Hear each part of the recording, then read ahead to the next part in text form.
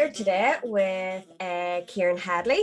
This is our first ever podcast, and I am delighted to be actually at the point that we're doing a live recording like this. So thank you very much, Ciaran, for coming along and being our first person that I can interview. How are you? I'm fine. It's fine evening, yes. And how are you, Sinead? You can ask me that at the very end and we'll see how I'm feeling. I know I'm a good talker, but it's different whenever you're being recorded. It's a different setup. But well, Ciaran, I know you. So do you want to introduce yourself and what do you do? Well, my name is Ciaran Headley. I make pottery. My business, or my small business, is known as Ciaran Headley Pottery, or to some people, CH Pottery. And I make pots here at my home in Crumlin in County Antrim on the shores of Loch Ness. Yeah, it's you haven't really had a straightforward you haven't came straight into the arts and craft industry. You had a wee bit of a prior career. Do you want to tell us what you were before you decided to make the leap of faith into the madness that is arts and crafts? Well, I took up art and craft really in about 2015. I retired from my previous career in 2013. My previous career was formerly a teacher, but more latterly, for the last 20 years of my career, I was a school principal in primary schools. One part of it in Craigavon in St. Brenton's, which some people might know. And then latterly, the last 15, 16 years, I was principal in a primary school in West Belfast.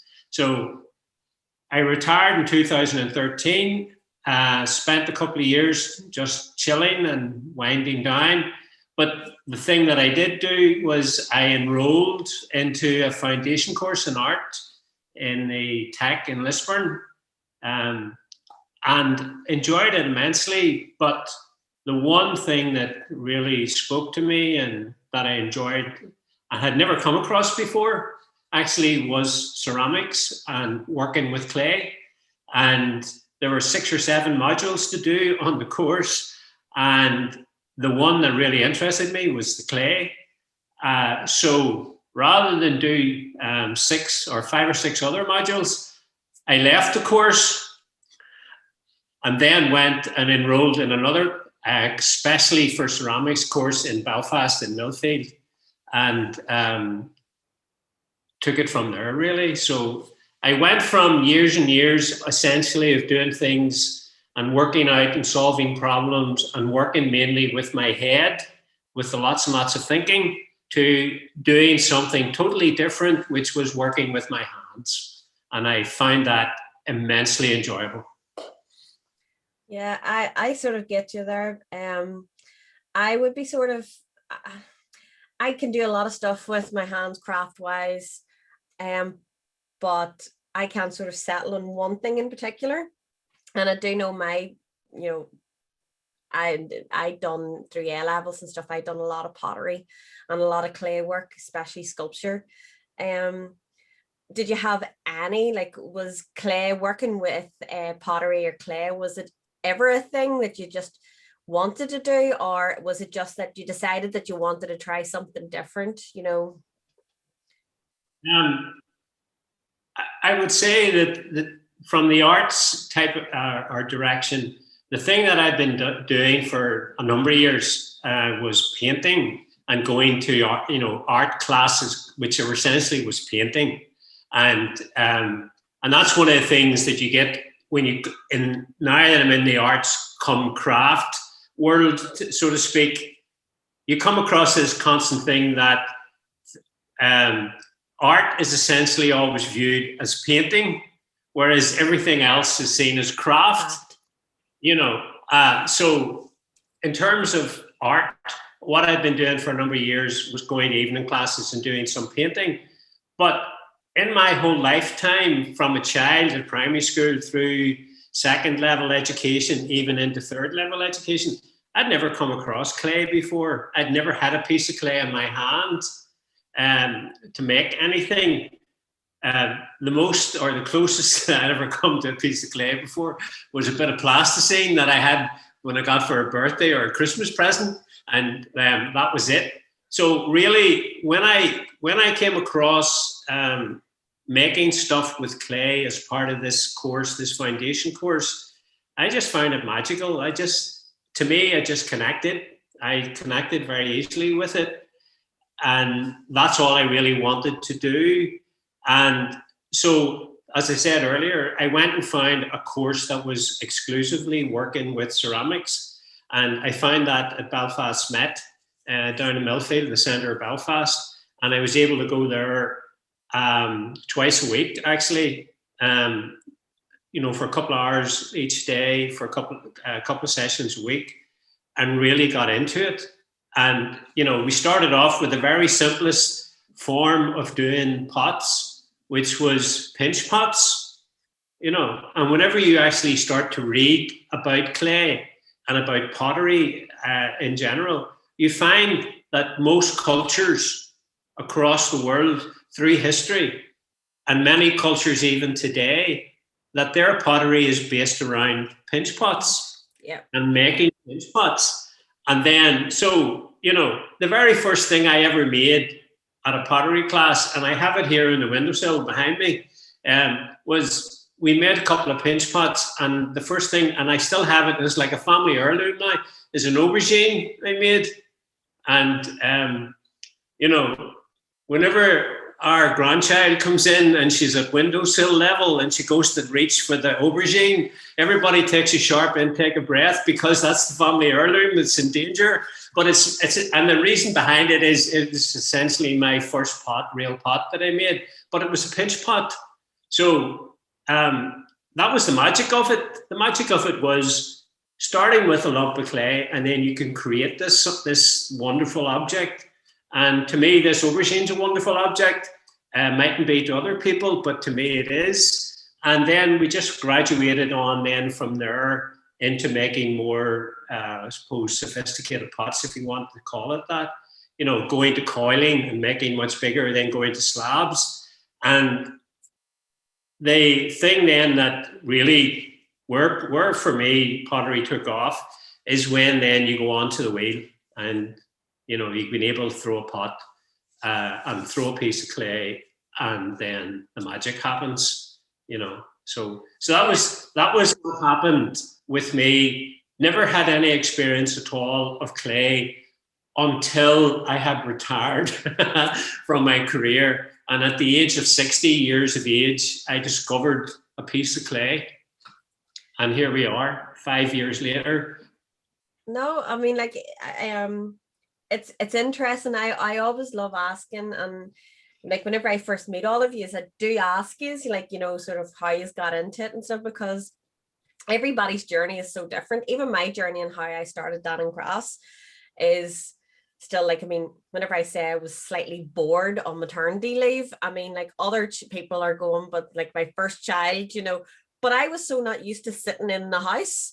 And as most of you know, I'm very hyperactive, so sure, I literally 2 weeks took me to write my business plan. So I sort of understand, like, whenever you sort of get that wee bit of inspiration, that you just go for it. And like, I do remember the first time that you came in with your wee brown box into the store, and you were just I think you just finished your course at that stage, and you were just looking to find out, if I was interested in your stuff. And the one thing I have to say is, like, I love the quirkiness.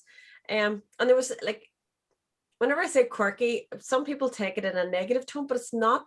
You had a very particular style, and I really, really liked that. And like, it's something that you're still continuing on. But I mean, from some of the wee blue and white drip pot mugs that you'd done way back, I mean, that's 2-3 years ago, to some of the pieces that you're now creating. I mean, like, I'm just looking at the jug behind you. I remember the very first sets of jugs that didn't have that lovely curve, to it. And you've really, really developed in style, Is there anybody that you've been following, within the Northern Ireland and the Irish, crafting scene, or about, further on, that has sort of inspired your creations? Well, the person who really inspired me the most was actually the tutor in Belfast Met, and that's a guy called Rory Shearer. And Rory is retired now from Belfast Met and is now doing his pottery full time. But he was an absolutely outstanding teacher. And if you imagine the scene, somebody like me coming late in life to take up a craft, which some people could be daunted at having a go at, but he made it very, very easy. He made you want to be at one with the clay. So and then watching him make, particularly when he started to throw pots on the wheel, and you could just see it happening in front of you. And I keep using the word magic, and there is no other way really to describe it other than you have this ball of clay, and suddenly you're looking at a vase, or you're looking at a teapot, or you're looking at a jug or whatever. So he was very, very inspirational to me, and continues to be, because I would follow Rory on Instagram, and some of the work that Rory posts on Instagram, the pieces are absolutely stunning. And if anybody wants to see a master potter and to see examples of a master potter at work and what he produces, you don't have to go to Japan or Korea or the United States or somewhere in Europe or even the UK. We have outstanding potters here in Ireland, and Rory is one of those. The other person who has been locally an inspiration to me is someone that maybe a lot of people might know, because she was on the pottery throwdown and she got to the semi-final, and she's from Ahaho, and just outside Ballymena.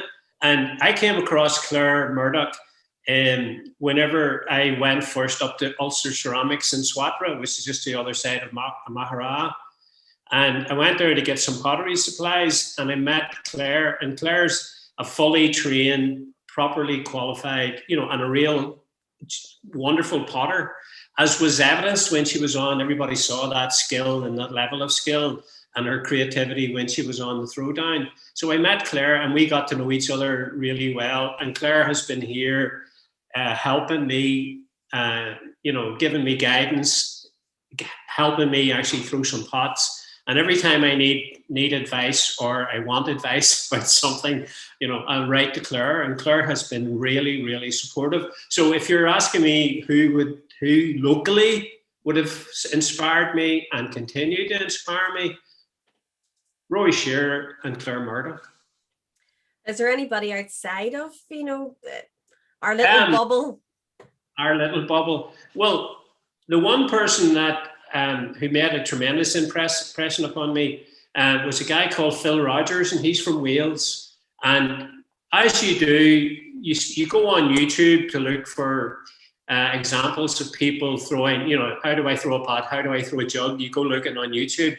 And I came across Phil Rogers and just doing this simple demonstration workshop to a group of people in a room somewhere in England. And just the way he threw the pot, just the way he talked about it, to me, it was really, really inspiring just to watch the way he did that. And I'll just never forget, it's always with me, just that image of how he just transformed and he made a pot just grow from this piece of clay. Now, sadly, Phil Rogers died not so long ago, which was a tremendous shock because, he just died. But he's an absolutely wonderful potter. The other guy, he is an English guy, and he's from a long established family of British potters, is a guy called Simon Leach, and he lives in Philadelphia, United States now. And I follow him a lot on YouTube, and he is an outstanding potter who teaches online through his videos and his video channel. And he's just fantastic the way he teaches people. And he's always going back to the start. He he makes it very simple, very easy to follow. And he'll always talk about how you should practice, practice, practice, practice, practice. And essentially, that's the key to it. The key to it, you know, like learning the piano or learning the violin or anything, it comes to practice. And in terms of pottery, people have said, or it's said amongst potters, you only make your first pot, real pot, after 10,000 hours. Right. All the rest of them are rubbish. So 10,000. I'm not going to ask you how many hours that you've done so far. About half that. Any pots I bring you. Once you get to 10,000, your price doubles. So just leading us on then, I know how many different variations of products, but I have to say you're one of the crafters who I never know what they're going to start surprising me with, because you just come out of the woodwork and say, like, oh, what do you say, Sinead? Look what I've done now. And you're just like going. So tell us a wee bit about the products that you do and create.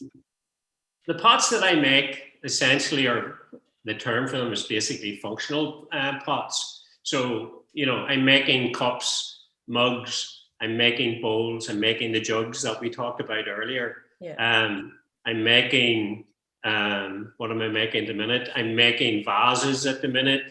I'm making lamps at the minute. I made large bowls, made plates, I've made dinner services for folks.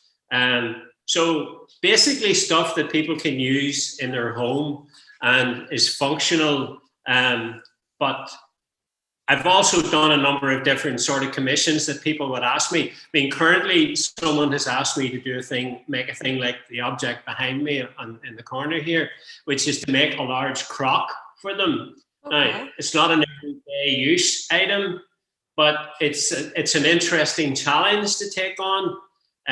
So my pottery will vary from what is the really bread and butter everyday objects of mugs, bowls, jugs, etc., to unusual items such as a crock.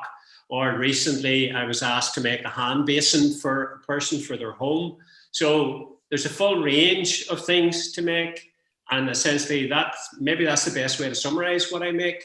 Functional everyday objects which people can use in their home, and then occasionally something unusual or exceptional. No, I as I said earlier on, like I've seen such a change the development of your style. You know, like even you would be very renowned in our store for your blues and greens. Tends to be. So I love how you've actually got like the whole spread like behind you there. So if you're logging on to YouTube, you'll be able to see some of Ciaran's creations in his background here.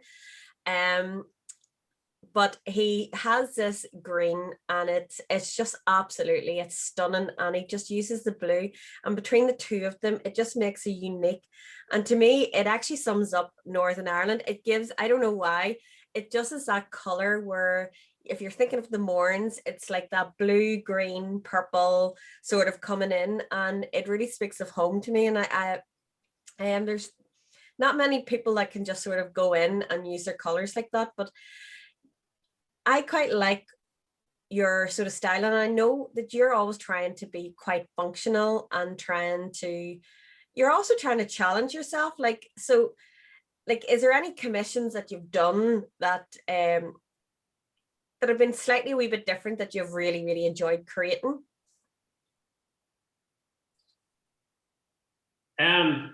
Well,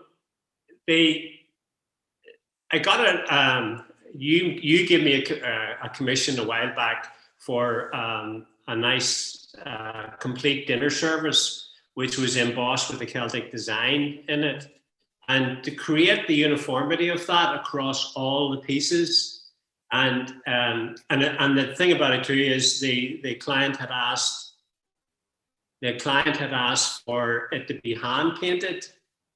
So to get across about 30 pieces where you're hand painting each piece, and to try and get a uniformity of look to that and a consistency in terms of the range of color. And then also, making large plates, for example, is actually quite challenging. People might think, look at a plate and think, right, a plate's a plate, which of course it is. But one, to throw that on a wheel is challenging enough to get it out to get a 10 or 11 inch plate. You have to make it 13 inches wide, because it's going to shrink quite substantially whenever it's fired to end up with a 10 or 11 inch plate. But the thing about a 10 or 11 inch plate is when you put that in the kiln, you have to make sure that it's not going to twist or warp when it's firing, when it's being fired the first time and being fired the second time. So you were saying earlier about, the development and progression in what I do. The progression and development in what I do is taking on a very difficult task and learning how to make that happen consistently. So if someone asks you for 8 plates, you have to arrive at the end with 8 plates that are not warped or twisted, that they all look the same. There's no wee blemishes or impurities in the glaze, and so that the customer gets what they've asked for. And to get that, going from the stage where I mentioned earlier, I was making a pinch pot, going from a pinch pot to making a complete dinner service is very challenging. Yeah. And to put all those elements together is challenging. And, I'm not saying here that I'm making sculpture and I'm making, the Venus de Milo. I'm not making something like that. I'm making something which people might look at as a very ordinary functional item. But the challenge in the process of arriving at a finished piece that somebody says, right, that looks exactly as I had visualized it when I ordered this from you. That's a challenge in itself. And that commission was when we got through to the end and the customer was very happy with it. That's very, very affirming, and it gives you the confidence to go and do it again, and to make another maybe a dinner service or a set of something for somebody. And that's the challenge in it, and that's what you find enjoyable. You find it immensely enjoyable, even though it's a difficult process. You're learning all the time, and you're problem solving, and you're ending up hopefully with, like, there are disasters along the way. Like when you do that dinner service, I don't just make 8 plates and that's it. To arrive at 8 plates, maybe I make 15 plates, of which I put 8. But you get better at it as time goes on. So if in answer to your question, what have I found that is challenging and engaging?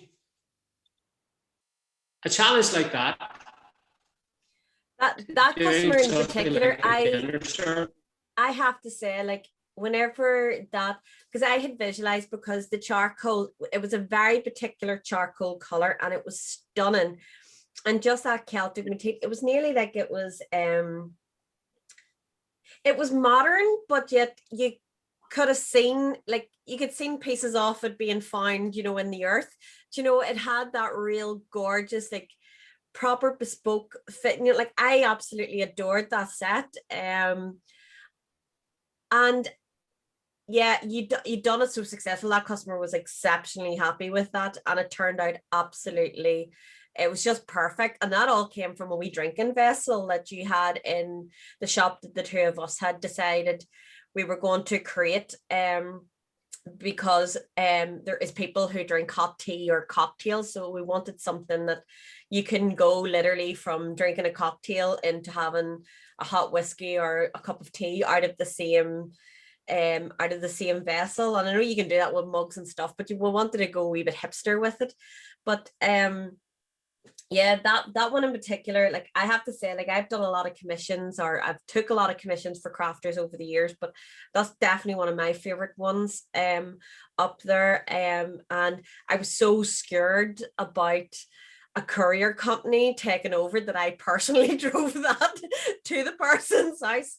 Um that, because I just wanted it to arrive there safe, and be able to hand it to a customer was even more, it was absolutely more amazing, to be able. And like, it's funny because one of the things that a lot of people don't understand about, whenever you are ordering bespoke and you are getting something that is very, it's made to order, they don't realize that there is a lot of work that goes in behind scenes. So like you were saying there, that you could actually do about 15 plates before you can actually turn around and pick the other 8. People don't see that, and they don't understand that. They don't understand that, like, especially for pottery, like, and it's the same with wood. I mean, if you're sitting carving a wood, piece of wood or wood turning, if a crack goes into that bowl, that's that piece of wood, and you're starting it all over again. Nobody understands that, you just have to make allowances, for these types of things. Now, as you're fully aware, I am one of those people. I love seconds. So I love pottery in particular that just hasn't gone quite the way the potter wanted it, but I know I'm a rarity. There is people like me who like that, but to me, that's a bespoke piece. It's so bespoke that most people don't get a second one exactly the same, and like, people don't understand, like, whenever they're looking for something bespoke from yourselves, about the time and stuff going into it, like, if someone came up to you and was asking, for bespoke, what would your selling point be? Why would you why would you choose a crafter, or a crafter over a off the shelf product? Mass produced, well, off the shelf product. Sorry. You're asking me that the day after I did a craft fair. Yes. Right? And whenever I was the craft fair, and people came up to my table and they looked at my pieces, the first thing that I would say to them all is, first of all, everything here is handmade. Now, when sometimes you need to actually say that the other way around. Instead of saying handmade, you have to say everything here is made by hand. Right. Now, it takes a few seconds for people to understand, for that to sink in, but it's not everybody. Most people get it immediately. But when you've said it's handmade or made by hand, then the next thing that I follow it up with by saying is, each one of these pieces that you see is a unique piece. There isn't another one like it anywhere. Even though I would make maybe 6 mugs, green mugs, and the 6 green mugs are sitting there, and they look more or less, they look identical. But when you actually look at them, each one is an individual, because it's slightly different in shape. It's very slightly different in maybe a millimeter or two, either higher or lower.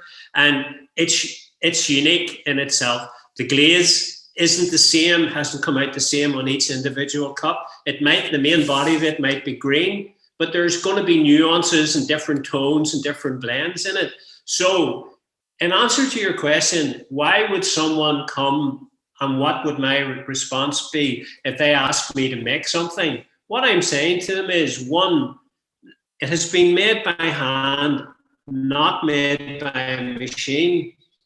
What you get in Tesco's, or you get in Dunnes Stores or Marks and Spencer's or any of those stores, is if you go in and get a black and white mug, there are tens and tens of thousands of that mug across the world, and they're all identical. They're all exactly the same, because they have been made by a machine. There's nothing unique or individual about them. The only unique and individual one of those is the first one that was made. The other 100,000 that was made after that were all exactly the same.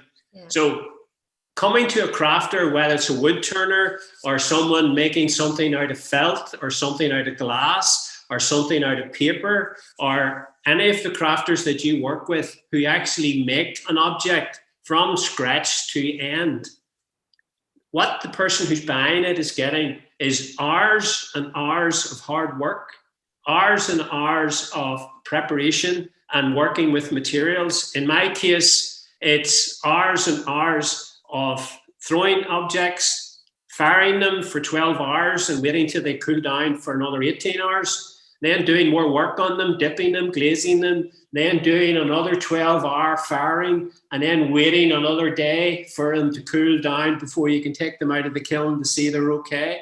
So, I mean, someone might look at a cup and say, oh, it's a cup, and not realize the amount of work that has gone into that, making that one individual unique piece. So that's why you come to a crafter for a bespoke piece. You're getting something made which has been made uniquely for you, and there's only one of that object.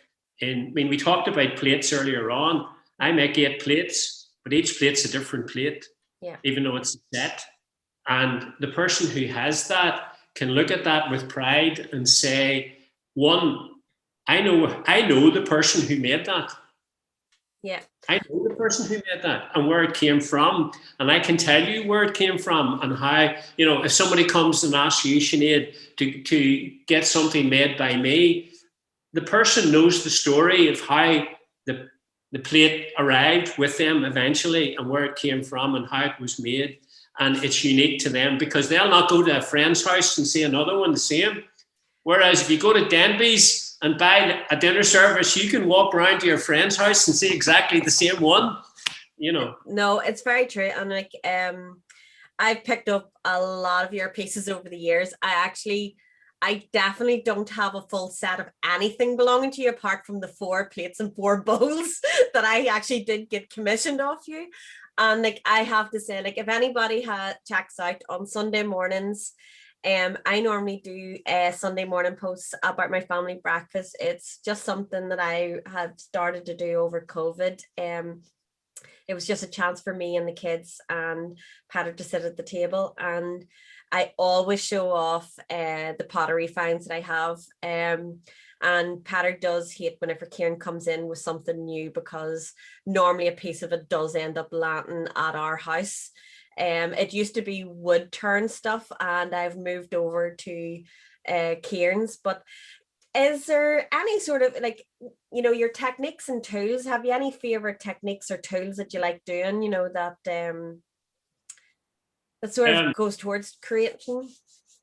Well, obviously, from what we've just said, things are handmade. So the most important tool of the whole lot are your hands. Yeah. You know, so you know, I if you ask me what of anything do I look after the most, I look after my hands and make sure, because even if you get a cut in your hand, even a simple cut on one of your fingers, you're not going to be doing any throwing or any working with clay until that heals. So your hands, looking after your hands and making sure your hands are strong. And also, actually, one of the key things with working with clay, your hands dry out quite a lot because you're washing your hands frequently. And, you know, you do have to, you know, moisturize, which is not a thing I was ever known for doing, putting hand cream on, but you do that quite a lot now. So looking after that. The most important thing, obviously, because all my work is wheel throw, is my Shimpo wheel that I bought from Scarva, I think 4 years ago. And it's a fundamental, it's a crucial part. You know, you have to look after it, and you really do look after it and keep it clean and keep it well functioning. And then obviously the connected thing to your wheel are your kilns. So at the minute, I have a small kiln which I started off with, a wee small top loader, and then I got myself, because I was making a much larger front loader kiln. So those are fundamental and key. Without those, I can't do anything. And then basically, there are trimming tools, there are sponges, there are different pottery tools that you use or just that you use every day. But if you ask me what are the core ones are my hands and then my wheel and my kilns. So those. I know one of the questions I actually have is your products has an ethical background, which is really stupid because at the end of the day, the main ingredient for all of your stuff is pretty much something that is found in the ground, so you're reusing. And like, do you upcycle or recycle any of your materials? Well, what I try to do is one of the things that you try to do is minimize the waste that you have, and whenever you're throwing a pot, there are bits of it that'll come off and you'll have to trim it and stuff like that. So all of that is reused. That's soaked, made back into a soft clay, and then it's recycled. And I wedge it and bring it back into making a piece of clay. So the clay is all as much as possible. You recycle as much as you can. When you're using the kilns, because you're going to be firing for a period of 12 hours and you're using a lot of energy through the kiln, through the electricity, it is very, very crucial that you don't waste space in the kiln, that you fill the kiln as much as you can and get as much work into it as you can, so that you're making maximum use of the space, so that you're not having to fire 2-3 times, the same amount of work. So that is very crucial that way. In terms of recycling and reusing, there's a lot of stuff that'll come in plastic. Plastic bags for the clay, plastic bags for deliveries and stuff like that. But one of the things that I try to do in my shipping is any packages that come, even plastics, I will reuse them rather than order new bubble wrap or order new paper packaging, or the boxes that come through the post. I will cut them up and use them and shred them and use them as double walls for my parcels and so on. So as much as possible, the idea is to reuse, recycle as much as possible. And if I could, and I found a seam of clay here in the garden that I could dig up and actually use for my clay instead of having to buy it, I would, but I can't. I don't have that. So, so that's as much as I can do to be environmentally friendly and to try and have the minimum impact that I can have on that. And then, you want to think also about buying supplies, to try and buy those from local suppliers. Like many a time I'll come in and ask yourself, Sinead, I need something. Do you know where I could source that locally? Instead of having to send to England for it or even further afield. So you're trying to save, like most people, air miles and stuff like that, and trying to cut down costs, That actually brings me on nicely to the next question, actually, because me and you have had this discussion, in the past. Like, I do exactly the same thing in the shop. I keep every box, so much so that one of the rooms was nearly took up by boxes the whole way through COVID. That one of the businesses next door, they were clearing out of their boxes, and I literally took all of them in and had the place coming down. Like, I think it actually, before we could open to the public, I think it took me a week just clearing the boxes out of the building. But no, I'm a big recycler and believe that, like, the boxes are there, and make use. And I also support local. That's the reason why I started this business. And just curious, it's there's a big topic that is surrounding us at the moment. It's known, it has the big C, and it's a different type of big C than what we used to talk about in the past. COVID. How did COVID affect your business? Well, one of the things that I was doing as we were heading into when COVID sort of hit over a year and a half ago now, was I actually was just starting to set up a website, so and an online shop. So and like many other people, it was something you more or less had to do because you were no longer doing face to face. You know yourself working in the shop and selling things through the shop and so on. So one of the things that COVID brought more or less to the fore was the need then to develop your website and to develop your online presence and to more or less try and use your social media presence more and promote. So that was one thing that COVID certainly changed. And I find I was lucky enough in that,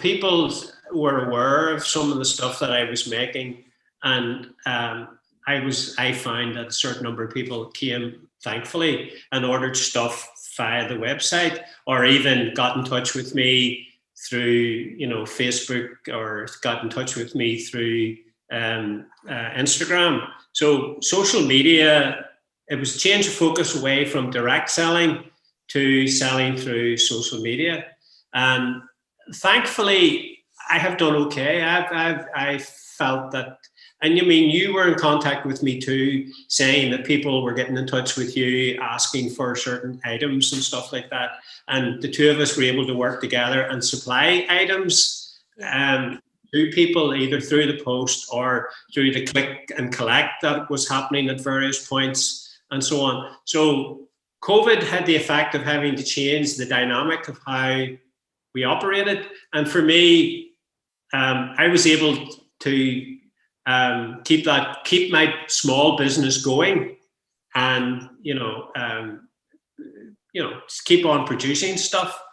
And it suited me because whilst I'm doing a certain amount of work, I'm not being slaughtered by getting too much work. And so in a way it worked okay for me. Now that restrictions are easing, as witnessed by yesterday, I was able to go and yesterday was my first craft market since COVID started. And so that's the beginning now of things hopefully changing for the better, where you can go and interact with people again and do things face to face. Yeah, no, that's the big thing. It's the one thing. Most of my craft markets are all happen indoors, so I'm still waiting for the go ahead at the moment, because most of the areas that we would tend to use are still on the sort of semi-restricted list, so we still can't do anything, unfortunately, which is because it was the one thing about COVID that a lot of crafters, I think the craft industry in the north here anyway was so busy. I think it shone a different light on supporting local. I know that with the store, and then we updated our online also, and we were flat out. I think whenever me and you first, I had to get bits and pieces off you. I think it was just after the first lockdown, so it would be end of June, July. And I remember you looking at me going, you look knackered, because I had felt like everybody else had been sunning themselves, but I just kept going with the business. And I know a lot of other crafters, it in so many ways it was good, because you got to take that chill out time too, and look at the business and go, how can I change things, and we can move on. And as I said, I think you too, because whenever we came back, because you developed your wee coffee pots and stuff, which was the main thing that I'd sold for you during the lockdowns. And I think it took a lot of crafters in particular, that time, just to sort of go, right, what direction can I now take? What can I now do? But no, if someone was starting out and they wanted to get into not even just pottery, just into the arts and craft movement over here right now, what would the one piece of advice would you be giving them? Well, I can only talk about from my personal experience. I think that if you have an interest in it and it's something you would like to do, the advice that I was given in the Lisburn Tech by one of the head tutors when he and I had a discussion all about like I said, like, Stephen, I really don't want to do these other modules. I'm only interested in the clay. And he said, right, I understand that. I can get what you're saying. He said, my advice to you is go and find a course that's just exclusively for clay. Go and find it. So if you're asking me for advice for somebody who wants to go and do something, is go and find a class somewhere, whether it's a crafter holding classes or it's based in an FE college or wherever locally. Even, with yourself, Sinead, that if you're doing those workshops that you do in William Street there, that find somewhere where you can actually make a start and actually go along and see if it's for you and if it actually is something that you can actually do. And what you'll find is, and what I found, you find an incredibly supportive community of people. Crafters as a group are incredibly supportive and helpful and encouraging, not just to other people, but of each other. Yeah. And that is a wonderful thing. It's a wonderful thing to discover and to actually find that people, you go, oh my God, how am I going to do this? You suddenly find someone, you ask a question and there's an answer there and people suggest. And they'll say, well, if you can't find it there, come back and ask me and I'll tell you, I'll give you a pointer in another direction. And that's the one thing I would say to people, go and find a class or go and find somewhere where that craft is going on. And what you will find is an incredibly supportive community who will help you and encourage you and motivate you, which is what I find. And here am I 5 years later doing the stuff that I'm doing now. But tied in with that is maybe back to my teaching career, that something that is a simple line, and maybe it's appropriate for children, maybe not for adults and grown-ups, but for me, it's a truism. I used to talk to the primary sevens before they left school and went on to secondary school. And I used to go in the classroom and write on the board, the only place where success comes before work is in the dictionary.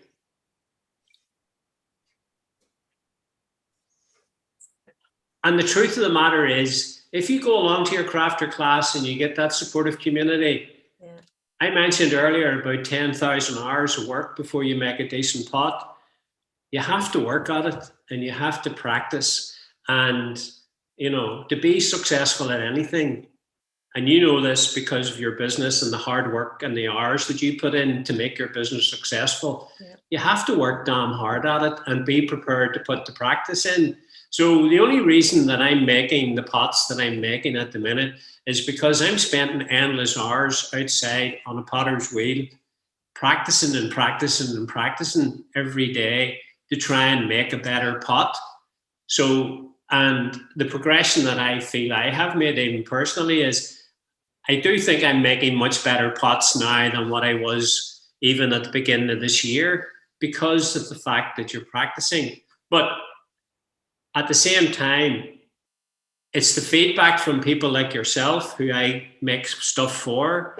It's the feedback that you get from people who buy your pots. It's the feedback and support from the crafting community. You mentioned Louise there earlier on, who was with me yesterday. I think she makes wooden products, but whenever she talks to me and I talk to her, we're talking and trading ideas and support and so on. And it's very, very helpful. So those two things, if you ask me, I know that's a very long answer to the question you asked me, but it's key. Go and find somewhere where you can go and develop what you're interested in. You will find a very, very supportive community and they will help you, but that's not enough. You have to go and work at it and you have to go and do the hours of practice. You have to put the practice in and hopefully you'll be successful at it. No, I would actually agree with you there. If you're looking to set up any sort of business, you have to be prepared to put the work in. If you don't, then just settle of doing it as a hobby and keep the fun in it that way. But I think that ends things really, really nicely. Thank you, Ciaran, for joining us on the first ever podcast. I really appreciate it. I knew that you'd be a good talk to, because I know that most of the time you come into the shop, you have a cup of tea, you tell me you're only staying 15 minutes, and then 20-30 minutes later, then you're running out of the shop. So I knew that it would be good. I hope you enjoyed it. I hope everybody else enjoyed it too. And if you wanted to see more of Ciaran's work, you can check out his website, which is www.chpottery.com. No, .co.uk. Yeah, so close. Or you can actually also check out, we tend to steal his entire range and put it onto our website too, so you'll also be able to find he's under CH Pottery on www.danningcrafts.com. And yeah, thanks very much everyone for joining us, and hope to see you all back soon. Bye.